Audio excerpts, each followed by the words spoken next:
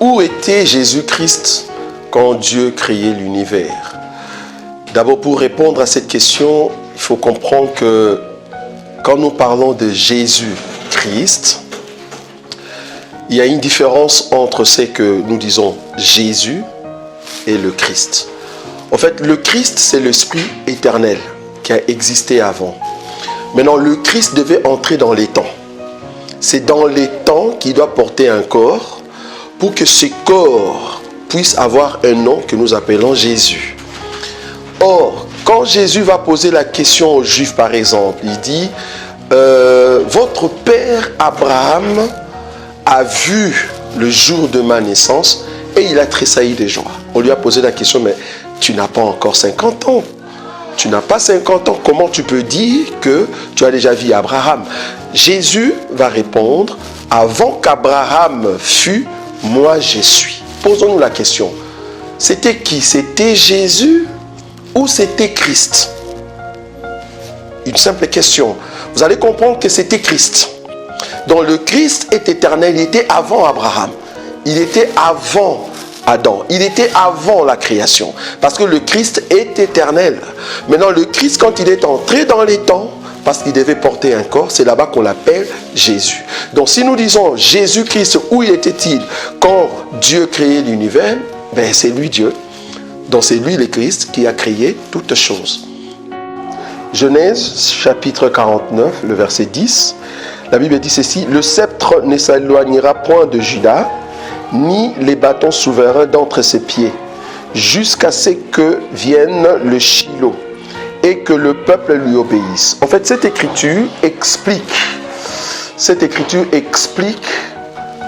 Juda physique, parmi les enfants de Jacob.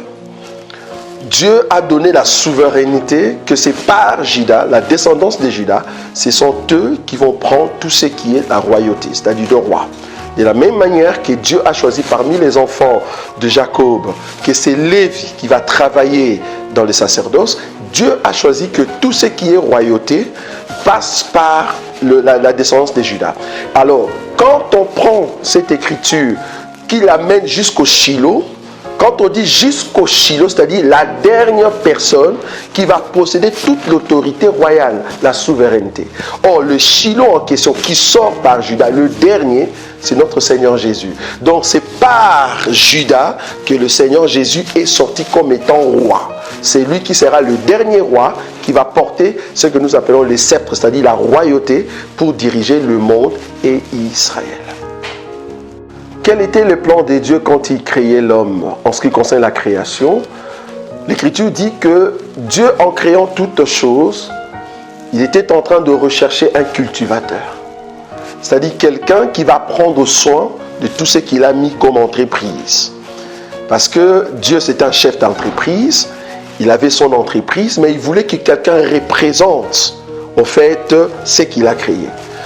Or, nous avons compris que lors de la création de l'homme, la Bible dit quand il a formé l'homme de la poussière, Dieu va souffler à l'intérieur de la masse de terre et c'est comme ça que l'homme devint un être vivant. Donc l'homme qui devait au fait diriger la société des dieux, l'homme qui devait au fait orchestrer ou soit préparer et ou garder ou cultiver le champ des dieux ou l'entreprise des dieux, cet homme ne vient que des dieux. C'est-à-dire, nous avions une masse, mais remarquez que le véritable Adam va venir à l'intérieur des dieux. Parce que quand Dieu a soufflé, c'était au fait projeter Adam, projeter un esprit vivifiant qui entre dans le corps, afin que cet homme soit capable de gérer la pensée des dieux. Or, nous allons comprendre que l'idée était de ramener cette pensée jusqu'à Christ. Parce que le véritable homme qui devait orchestrer, préparer la société, bien gérer les choses des dieux, cet homme dans le monde partout, depuis que l'homme a été homme, n'est que le Seigneur Jésus-Christ. Donc nous avons compris le véritable Adam, dans lequel il y a le souffle de Dieu dans la plénitude, c'est le Seigneur Jésus. Donc le plan de Dieu était que Jésus, Dieu lui-même dans la chair, vienne pour arranger ou préparer tout ce qu'il a créé.